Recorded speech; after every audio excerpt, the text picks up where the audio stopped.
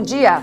Sou Cláudia Bock e mais uma vez estamos aqui no nosso programa Logcomex, todas as sextas-feiras, das 11 ao meio-dia, abordando assuntos de logística, comércio exterior, economia e outros assuntos que se relacionam com essa área tão importante para o desenvolvimento do nosso país. Agradeço sempre a todos os telenautas por participarem aqui do nosso programa, sempre mandando sugestões e perguntas que colaboram muito para o andamento do mesmo. Hoje estou recebendo aqui, mais uma vez, porque ele já esteve aqui conosco há uns 2 anos atrás, mais ou menos, no nosso primeiro ano de programa, o meu querido colega de trabalho, uma referência profissional para mim. Tenho realmente muito orgulho de fazer parte da rede social dele, é o professor Dr. Nelson Ludovico. Nelson, muito obrigado por ter vindo e aceito novamente aqui o nosso convite para participar do Logcomex. Ok, Cláudia, o prazer é todo meu e feliz de saber da continuidade do crescimento do seu programa e, claro, a participação dos internautas e de uma forma muito objetiva. Estou à tua disposição mais uma vez. É um prazer e muito obrigado pelo convite. Professor Dr. Nelson Ludovico, ele tem um currículo extenso e eu tive a oportunidade de participar com ele, inclusive, do nosso pós-doc, que nós realizamos nos Estados Unidos, em Orlando, na Florida Christian University, e tivemos a oportunidade de trabalhar juntos também, em bancas de doutorado, de mestrado, e realmente eu gostaria que o senhor falasse um pouquinho sobre a sua trajetória, porque ela é extremamente rica e eu tenho certeza que o nosso telenauta vai ficar muito interessado, inclusive, depois de conhecer a sua biografia. Cláudia, há uma frase que eu sempre digo, que quem viveu muito tem história para contar. E essa minha vida, ela é em comércio exterior, né? Nascido em Santos, minha profissão em Santos, e depois migrei para São Paulo para trabalhar e estudar, né? Assumi cargos diretivos da Eugin Máquinas, da Porcelana Schmidt, aqui de Mauá, né? E depois a Philips do Brasil e Sadia Trading, né? Foi a minha trajetória profissionalizada. Fui para o mundo acadêmico, né? Em São Paulo, fiz a graduação, especialização, mestrado, doutorado e com você o pós-doutorado, né? Conforme você mencionou. Estou na Fundação Getúlio Vargas em São Paulo, já vai fazer 30 anos, né? Não só nos cursos de São Paulo, mas também na rede MBA pelo Brasil, que a FGV Management tem, lá pelo Rio de Janeiro. E fui consultor de empresas como a FedEx, a Federal Express, durante 12 anos, consultor, palestrante pelo Brasil, né? Coordenando algumas faculdades e escrevendo, que é o que eu gosto de fazer, livros importantes para o alunado, para as empresas, né? E para colocar para fora o que a gente aprendeu. Hoje publicado, você já tem quantos livros? São 11 livros da minha autoria e o primeiro livro de coordenação e organização, que é com a editora Saraiva, Gestão Empresarial. O primeiro livro já saiu, que é de produção e logística, eu estou organizando essa coleção, mas são 11 livros da minha autoria, carreira solo, e agora com a organização dessa gestão. Eu quero até mostrar aqui para o nosso telenauta o livro do professor Ludovico. O tema é Logística Internacional, já está na 3ª edição da editora Saraiva, está aqui. Recomendo para todos os estudantes e profissionais da área. É um livro que aborda o comércio internacional, a exportação, a importação, direito marítimo, direito aéreo, logística, enfim, é uma contribuição. E o outro aqui, que ele está fazendo a coordenação, que é o de Gestão de Produção e Logística, também da editora Saraiva. Esse aqui está na 1ª edição, é isso? Isso, exatamente. Ok, professor, agradeço aqui, inclusive, o exemplar que o senhor me trouxe. É um prazer. Fico muito agradecida. E hoje nós vamos abordar aqui um assunto sempre pulsante aqui no nosso programa, que é o atual cenário do comércio exterior brasileiro. Nós vimos aí nos últimos meses problemas que nós tivemos com a questão da supersafra de soja, a inviabilidade de não conseguirmos fazer com que a soja chegasse até o Porto de Santos, perda de contratos, enfim, uma série de eventos aí que vêm a prejudicar o nosso comércio exterior, a nossa imagem internacional. Vou aproveitar aqui um pouquinho da experiência de quantos anos, professor? Na área de comércio exterior? 50. Então, pouca experiência, são 50 anos. Eu tenho 51, então... Pois é, então tá bom, né? É que nem eu tenho 44. Então pronto. Né? Nem de idade, porque eu estou com 48 na realidade. Né? Mas assim, vamos aproveitar o professor aqui e discutir um pouquinho sobre isso, né, professor? O que o senhor tem percebido nesse último ano, após nós termos visto aí PAC 1, PAC 2, que são os projetos do governo em relação à infraestrutura no país, a privatização de aeroportos, expansão de portos, privatização também. O que a gente pode tirar de PAC 1, PAC 2 para o que nós vivemos esse ano em relação ao problema que nós tivemos aí do gargalo da soja, por exemplo? Pelo lado, eu vou fazer um caminho um pouco diferente do normal.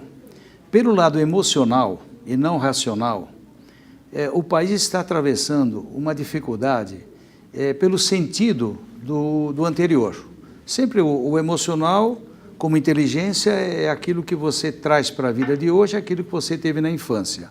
Vamos levar isso para em termos de Brasil.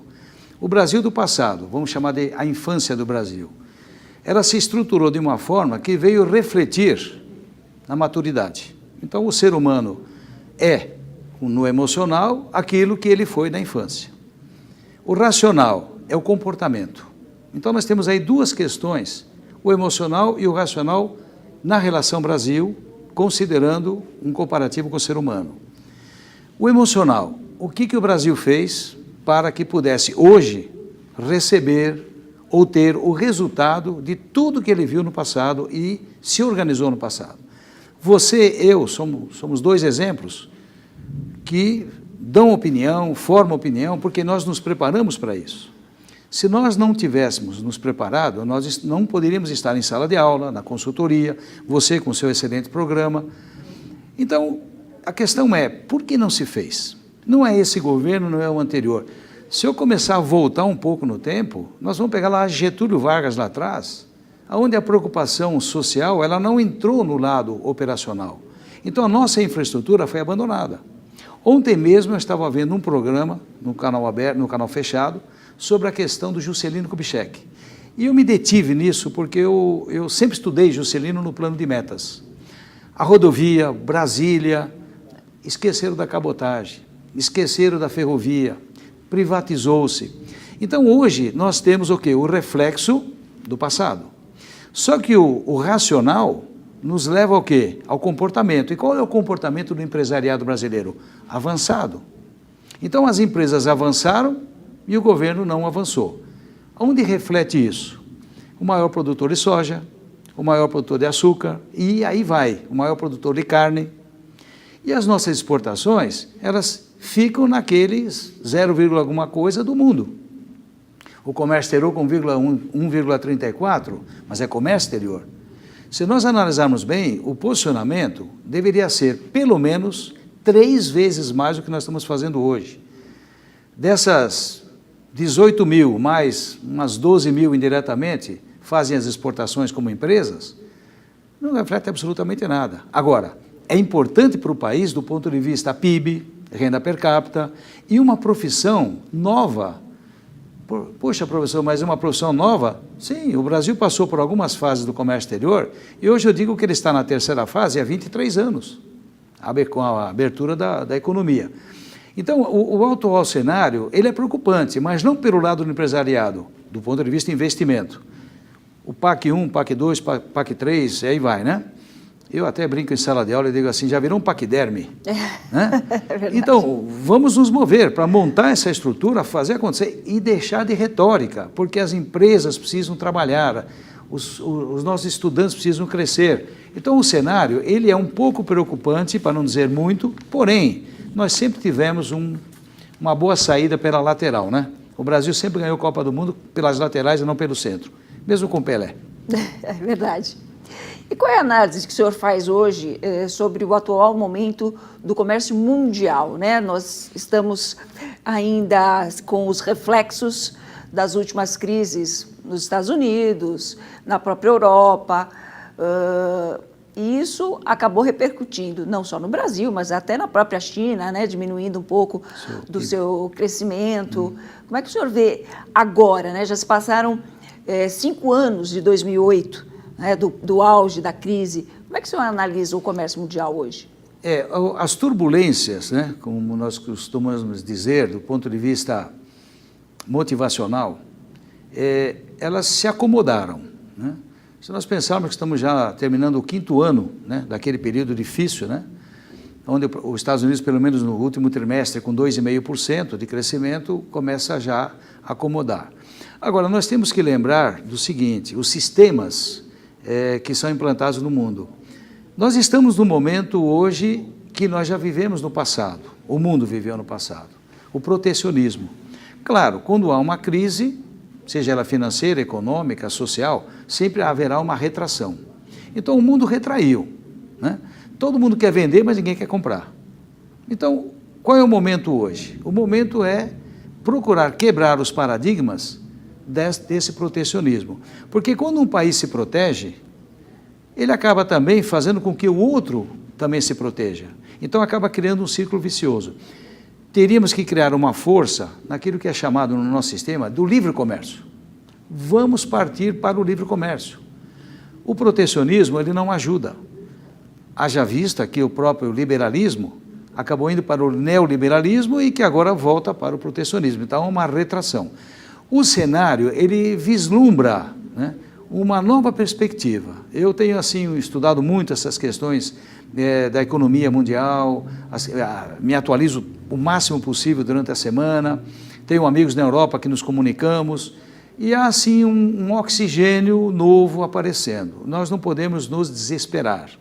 Eu vi hoje, inclusive, uma notícia, o Porto de Santos acabou de inaugurar hoje, exatamente hoje, dia 19 de novembro, os scanners. Então, a fiscalização vai ser mais rápida, ótimo, menor custo, né, mais viabilidade operacional. Então, está existindo aí um novo oxigênio que deverá ter uma mudança de comportamento para 2014. Tenho muita esperança nisso, por aquilo que eu estou vendo. Não é percepção, é uma análise conjuntural daquilo que eu vejo e estou vendo praticamente todos os dias. O senhor falou da questão de protecionismo, né? Nos últimos anos, nós temos observado muito as relações Brasil e Argentina, que fazem parte de um bloco econômico, Mercosul, e que, pela sua essência, não deveria haver nenhum tipo de protecionismo, muito pelo contrário, né? Deveria haver já esse livre comércio, sem alíquota de imposto de importação. Como é que o senhor vê tantas atitudes protecionistas por parte da Argentina em relação ao Brasil, principalmente? Se nós olharmos e lermos o Tratado de Assunção de 1991, claro está, porque é um tratado, né? É uma convenção, que não deveria ser dessa forma. E por que existe? Porque o lado político está acomodado. Então, o que deveria existir? Os ministérios, Relações Exteriores do Brasil, Ministério das Relações da Argentina, sentarem-se à mesa e discutirem em cima do tratado, e não em cima das decisões governamentais. Por quê? Porque um tratado supera, né? Agora, para que existe a OMC? A Organização Mundial do Comércio está lá exatamente para discutir essas questões. Então, essa acomodação acaba prejudicando a empresa brasileira que vai buscar outros mercados. A Argentina, até o ano passado, era o 3º cliente do Brasil, né, no ranking. Vamos ver esse ano. Mas não é bom isso, porque senão o bloco não se desenvolve. Exatamente. Então, é o que me parece mesmo. Existe um pouco de vontade política por parte, inclusive, do governo brasileiro em se reunir com o governo argentino para dirimir... Tomar decisões, exatamente. Mitigar as questões, né? Não deixar que as questões avancem. Sofre quem? A empresa. Então, o efeito será exatamente tomar decisões para que o bloco cresça.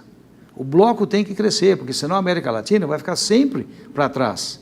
Não só em termos de Mercosul, mas também como a LAD. E já que eu estou falando de Brasil, Argentina, não posso deixar de perguntar para você qual é a sua impressão a respeito do Paraguai, né, que foi colocado na geladeira, convidado a voltar, oferecendo presidência. Eu vejo a importância de se manter a hegemonia, né, já que houve no tratado a consecução, né, através desse mecanismo, desse convênio com os 4 países inicialmente, tem que se manter a hegemonia. Não interessa se houve um problema interno ou não. As decisões são internas, a soberania dos países, enquanto o Mercosul não se consolida efetivamente. A Europa está assim. Então, o Paraguai, ele tem que fazer parte, ele é importante para nós. Por quê? Porque ele crescendo, ele fortalece o organismo chamado Mercosul. Por isso que não há de se pensar diferentemente. E o que você pensa a respeito desses outros países que foram convidados a fazer parte como membro direto ou como convidados mesmo, né? Membro direto, Venezuela, né? E os demais países. Realmente acrescenta? Porque eu penso da seguinte maneira, nós tínhamos o ALAD, como você mesmo comentou. O ALAD justificaria ter sido feito o Mercosul? Eu sou mais partidário a uma outra posição, a ALCA. Também ia chegar na ALCA. Que supera qualquer pensamento sobre a formação, né, ou a unidade, né, entre os países. Se nós considerarmos o Chile como um grande parceiro e de uma economia que está fortalecida, em termos da América Latina, ela está fortalecida. A eleição, né, que está surgindo agora para o segundo semestre, possivelmente a Bachelet volta à presidência, ela está com uma grande vantagem de 40 e tantos %, vi ontem isso, e foi muito bom o governo dela porque ela fortaleceu, né, as bases da economia. Acontece que o Chile ele tem acordos com o Panamá, tem com os Estados Unidos, tem com a Ásia, e as tarifas aduaneiras do Chile são diferenciadas em relação ao Mercosul.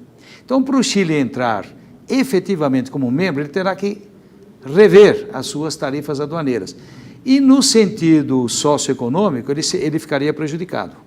Então, eu entendo que pelos acordos, que é o Acordo do Pacífico, que eles têm, inclusive com a Alemanha, não só com a Ásia, Panamá, devido ao canal, e os Estados Unidos, tem também o Pacto Andino nesse movimento.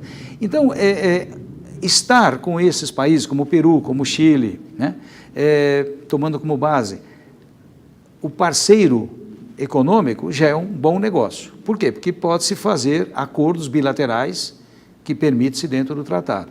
Então, pelo menos, se eles não podem estar efetivamente como um membro ativo, ótimo que eles estejam como bons parceiros. E há de se respeitar as hegemonias e, ao mesmo tempo, o princípio dos acordos internacionais, né? Por isso, as relações internacionais efetivadas dentro do convênio. Faremos um rápido intervalo, voltamos já já com o professor Dr. Nelson Ludovico. Fiquem com a gente.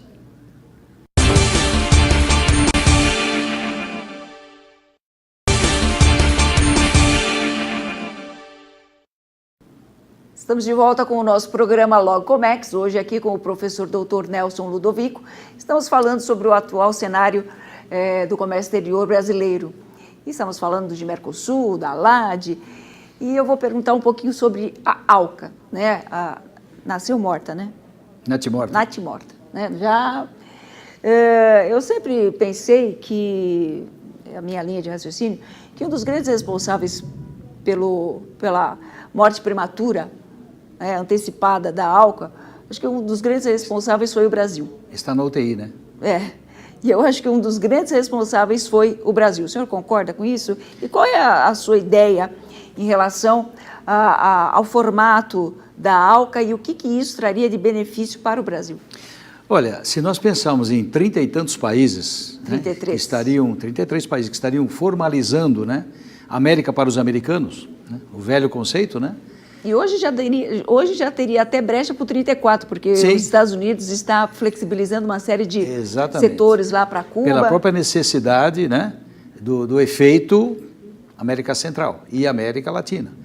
Então, veja, o grande beneficiário seria o Brasil, sem dúvida alguma, por ser a potência econômica e o que comanda, né, o comércio internacional da América Latina, especificamente a América Latina, não a América do Sul. Então, nós seríamos os grandes beneficiários. Onde é que está a questão dessa falta de formalização? Primeiro, eu entendo que a vaidade falou mais alto.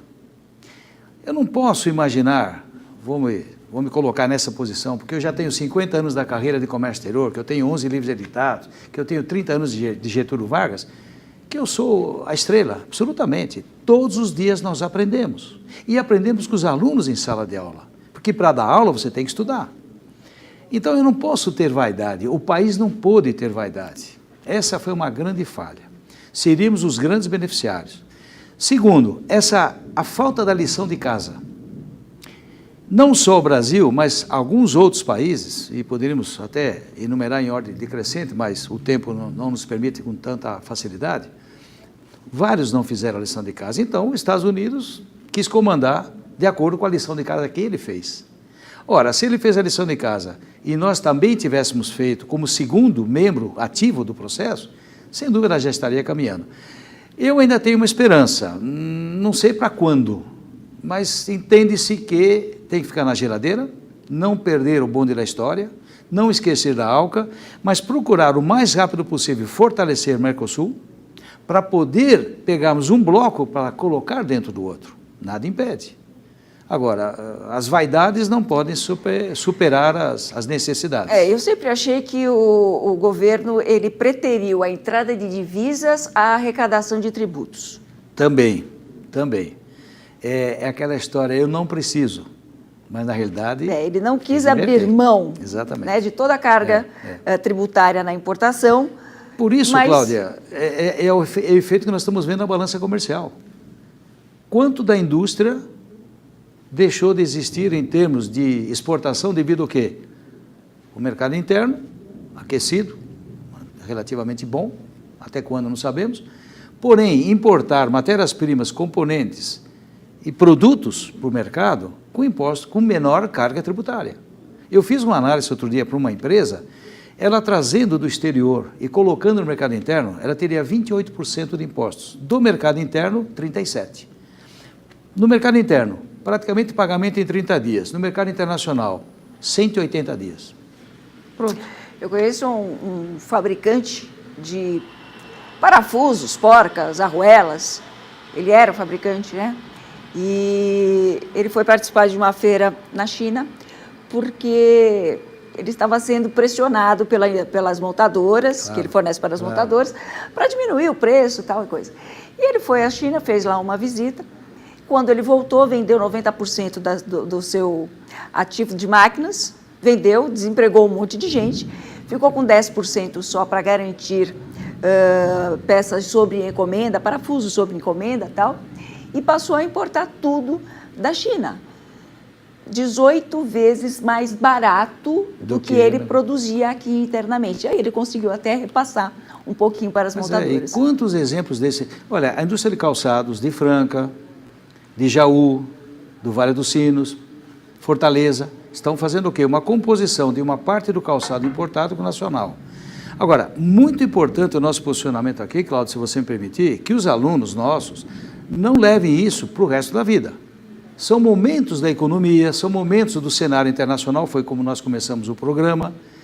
Então, esse processo eu já vivi muitas vezes e nunca deixei de estudar, nunca desisti da profissão.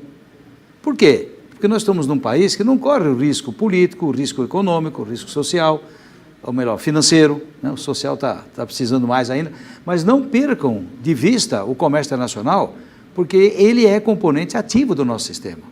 Então, nós temos que ser realistas nesse programa, e pela tua ética, inclusive, de que nós temos que falar com os nossos alunos, com os nossos internautas, uma verdade, e que isso os motive para que eles estudem e que busquem um cenário para as empresas e para o seu próprio conhecimento. Eu me lembro que quando eu estudei, fiz a Faculdade de Comércio Exterior, né, naquela ocasião, os diziam que era a profissão do futuro. Em 90, quando eu comecei a dar aula, comecei a lecionar também, eu perguntava para os meus alunos e pergunto ainda até hoje, por que você está estudando comércio exterior? E até hoje que é a profissão do futuro. Que futuro é esse que não chega, professor? Não, ele chegou. Vamos ser realistas. Essa nova estrada que acabou de inaugurar, lá em cima no Acre, saída para o Pacífico, a estrada está aberta. Rondônia e Acre tem muita falta, eu diria assim, até um pleonasmo, né, de profissionais. Eu morei no Nordeste, fui lá trabalhar. O Nordeste necessita de mão de obra especializada. Agora, eu sempre digo em sala de aula, se você gosta da sua rua, do seu bairro, da sua cidade, não saia de São Paulo. Agora, é lá dentro do Brasil, o outro Brasil. é que está o nosso caminho. O futuro está ali, não está aqui. Aqui já está saturado. Eu morei 3 anos no Nordeste. Cláudia, eu até brinco em sala de aula e digo assim, eu gostaria de ter a minha experiência, a sua idade e o dinheiro do Silvio Santos. Infelizmente não dá, então eu vou pela minha experiência. Morar no Nordeste, viver no Nordeste. Feira de Santana, eu morei na Bahia há 3 anos. A Pirelli crescendo lá. Você pega o polo petroquímico de Camaçari, com a Ford, que eles dizem Ford, né? E outras, Braskem, faltam profissionais. E agora a Acre e Rondônia, hein? Meus amigos, olhem lá para o norte. Tem muito espaço para crescimento. Aí está o futuro, Cláudia. O futuro é amanhã, o que o passado já foi. Vamos ser realistas. Vamos ser... Né? No passado, o governo brasileiro criou a Zona Franca de Manaus. Em 1966. Exatamente, com uma série de benefícios, tudo, que nos últimos tempos até falaram de repente, cortar esses benefícios. Né? Você acha que seria interessante, por parte do governo, fazer algum outro tipo de projeto como esse lá para essa região do Norte, Nordeste? Olha, Cláudia, o que nós temos que pensar é no modernismo. Às vezes os modelos antigos, eles servem como uma base para o futuro, que você acabou de falar sobre ele. O primeiro conceito seria assim, cadê a Lei Única de Comércio Exterior? Pronto. Com a Lei Única de Comércio Exterior, você se envolve automaticamente com as questões estaduais. Manaus, especificamente a Amazônia, tem uma grande necessidade de manter a Zona Franca de Manaus. Assim como outros registros que nós temos aí do Fundap, né? Espírito Santo, Santa Catarina, e aí vai. Então, vejam bem, é importante que se reveja um sistema para aprimorar no outro. Porém, para o nosso entendimento, a nossa área, Cláudia, a Lei Única de Comércio Exterior, que lá atrás o doutor Benedetti, da Receita Federal, já aposentado, ou conheci lá em 1992, em Brasília, ele já dizia, nós precisamos dessa Lei Única do Comércio Exterior. Hoje são muitos organismos, muita burocracia, rever esse conceito. Mas pegar um exemplo que deu certo, como Zona Franca de Manaus, e procurar aprimorar. Sabe onde é que está o caminho nosso? As EPS, a Zona de Processamento e Exportação. O que aconteceu em Fortaleza há um mês atrás? Inauguraram, junto do porto de Pecém, a Zona de Processamento e Exportação. E fazendo uma propaganda e levando as empresas para lá. Suape, em Pernambuco, por que não colocar ali? No Porto do Rio Grande tem uma área pronta. Ilhéus, na Bahia, a 20 quilômetros do porto, 25 quilômetros do porto, na BR-101, de frente a Ceval, eu passo por lá toda hora, que a família mora lá para cima também, tem lá uma zona de processamento, o terreno pronto, tudo estruturado. O governo tem que chamar as empresas, entre na zona de processamento. A Coreia do Sul cresceu por causa disso. A China está abrindo agora a zona de livre comércio. Nós não podemos ficar pensando como antigamente. E seria uma forma também de desafogar o Porto de Santos. Claro, também. Nós precisamos expandir. Por que tem os portos hoje modernizados, né? e com uma força de potencial para atender as empresas? Sem dúvida alguma. E qual é a sua opinião sobre a participação das pequenas e médias empresas nas exportações? Né? Eu tenho visto que grande parte delas não são exportadoras ainda por falta de cultura exportadora ou até por falta de orientação, pelo medo de se aventurar numa coisa que não é expertise dela. O que você vê que o governo faz em relação a incrementar a participação dessas empresas? Olha, Cláudia, eu tive uma experiência muito grande durante 12 anos que eu assessorei a FedEx. E quem me pagava eram os americanos. Isso significa o quê? Que eles acreditam no Brasil. Vamos partir desse princípio. Eu fui para o Nordeste, morei em Salvador, devido ao quê? À implantação do apoio à pequena e média empresa do Nordeste, onde eu fazia palestras, consultoria. O que assusta, ou melhor, eu vou mudar um pouco o cenário. Por que a maioria das empresas não estão, né, no comércio exterior, principalmente na exportação? Por causa da burocracia. Nós voltamos à base. O custo para uma empresa pequena é o dobro, o triplo de uma empresa grande. E outra, o sistema Simples, ele já está aberto, o Simples Nacional. Hoje as empresas podem exportar 3 milhões e 600 mil reais. Exportação, independentemente do faturamento do mercado interno.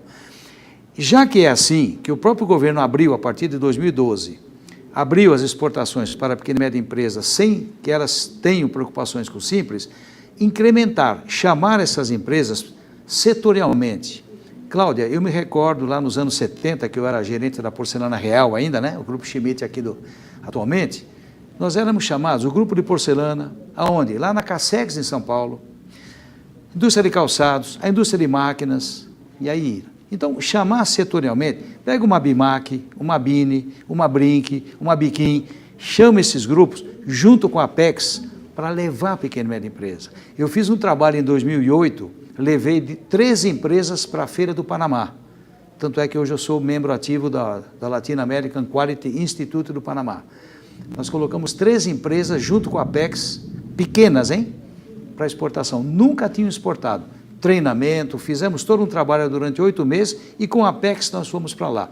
O caminho é esse, porque a pequena e média empresa é o potencial do Brasil. Onde é que está o futuro do Brasil? Nas crianças. E onde é que está o futuro do Brasil do ponto da economia? Na pequena e média empresa. 67% são pequenas e médias empresas. Se nós juntarmos a microempresa, vai para 80%. Se nós tivéssemos 10% dessas empresas na exportação, ninguém seguraria esse país. E lembrando que na Itália 60% das exportações são de pequenas e microempresas. E outra, com o consórcio de exportação favorecido e o nosso consórcio de exportação aqui atrelado. Nós temos um potencial muito grande, Cláudia. Às vezes eu fico repensando, né? Por que nós não podemos fazer isso aí? A força da indústria, outras universidades formando os nossos alunos, né, com uma ideia nova, né, baseado no princípio do nosso trabalho. Mas parece que nós temos aí um dragão de 3 cabeças, né? Ou 4, Ou para não querer ser pessimista, né? Não, mas eu acredito, Cláudia, eu acredito. Eu acho que não há mal que sempre dure e nem bem que sempre ature. Né? Isso é boa, isso é boa. Eu nem digo dure, é ature. É ature. A ONU fez um estudo dizendo que o Brasil seria o celeiro do mundo em 2020, né? Como é que você acha que estão as commodities brasileiras aí, principalmente de alimentos?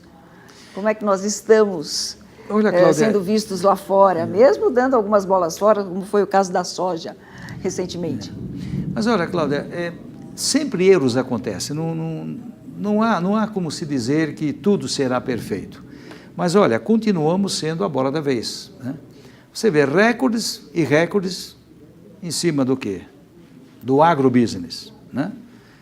Isso significa o quê? Que o mundo, né, disputa espaço para plantar uma árvore. E nós disputamos árvores para poder povoar o nosso país do ponto de vista, né, agricultura, o cenário de commodities. Eu, quando me refiro a commodities, obviamente eu deixo de lado, né, os vários tipos de minérios que nós exportamos, o petróleo, né? Eu vou mais para o lado do alimento. O algodão, o milho, o trigo. O Brasil exporta trigo, que no passado comprava trigo da Argentina, do Uruguai, da Turquia, do Canadá, dos Estados Unidos. Meu pai era da indústria de moagem de trigo, então esse lado aí eu aprendi quando criança. Mas nós temos eu chamo de commodities quentes, que são os alimentos. Nós temos um celeiro fantástico. Volto a dizer, nós não temos a infraestrutura para tirar o soja de Goiás, do Mato Grosso do Sul, né? Vamos pegar um pouco mais lá para cima e levar para os portos. Por isso que eu acredito muito nessa saída para o Pacífico. Cláudia, saiu uma matéria recentemente sobre logística.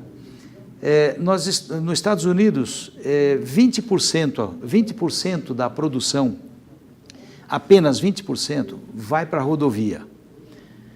A plantação fica nos silos da fazenda, 20%. Para nós, é 85%. O nosso estoque está nas carretas que vão para o porto.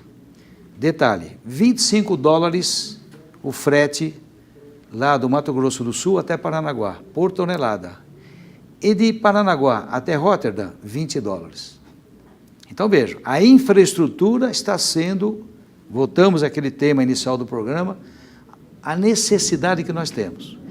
E nem por causa disso deixamos de ter a grande produção. Então, o mundo olha o Brasil, sabe que aqui tem potencialidade.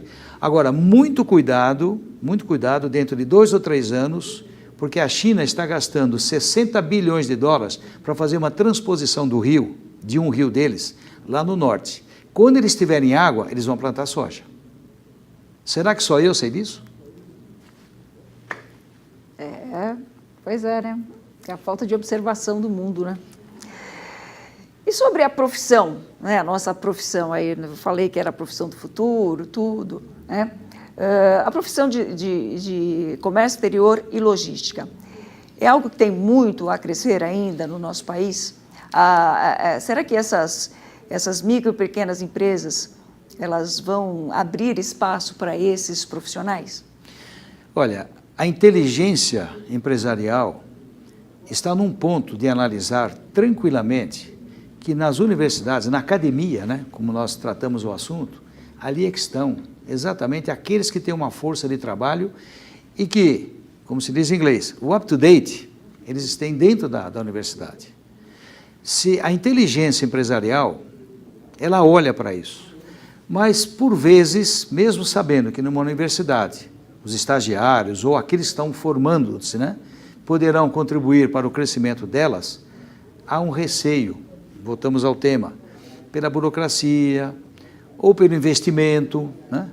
Mas eu digo a você que acompanhando já há muitos anos, né, essa profissão acadêmica, houve uma grande mudança de comportamento.